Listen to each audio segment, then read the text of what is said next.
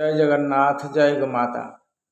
नमो गोभ्यः श्रीमतीभ्यः सर्वैभ्यः च नमो ब्रह्मसुताभ्यश्च पवित्रेभ्यो नमो नमः।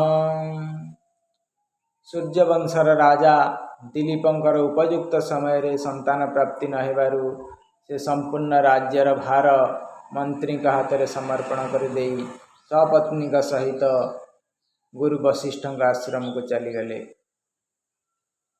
सेठारे गुरु दिलीपंक विषय जानिबा पर से ध्यानस्थ हो देखिले जे राजा सुरधेनु गोमाता को उपयुक्त बा यथाविधि सम्मान न करिथिबारु तांको एई दशा भोगिबा पड़ुछि।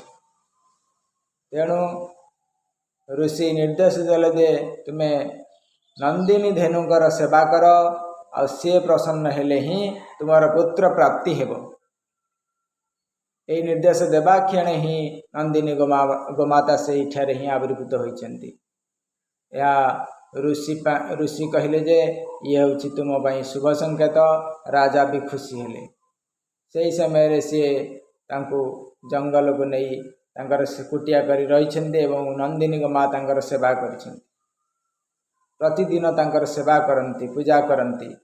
गोटे दिन पूजा करी जंगल को छाड़ी देइछन्ति।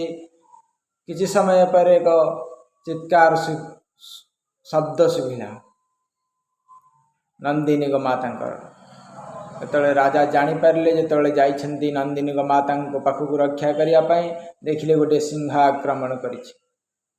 जो सिंह को हत्या करने बसिले सिंह कहते तुम्हें गोमाता को छाड़ी दियो कारण मु ही गोमातार हत्याकारी आ मु ही तार रुधिरपान करी।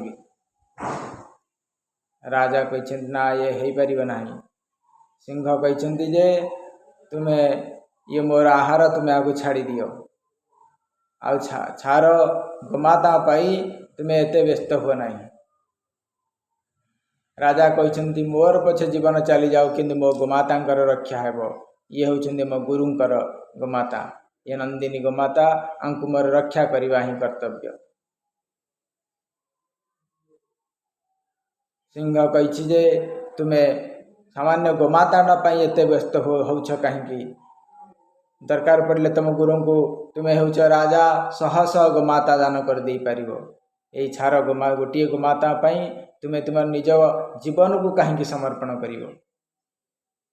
राजा कहते मोर पछे जीवन चली जाओ किंतु मो गोमाता ही मो गुरुंकर ये गोमाता आंकु मोर रक्षा करवा ही कर्तव्य।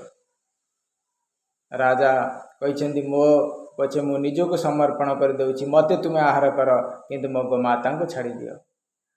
यह कहवा पर स्वयं गोमाता रूप में भगवान से आविर्भूत होइछन्ति एवं से प्रसन्न होई राजा को ऊपर कहते तुम्हें केउ वर मागुछ माग।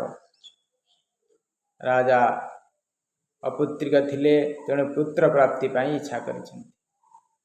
तापर राजा दिलीपंकर पुत्र प्राप्ति होइछि। गोमाता को प्रसन्न करने फल राजा दिलीपंकर पुत्र प्राप्ति होइथिला। जय गोमाता।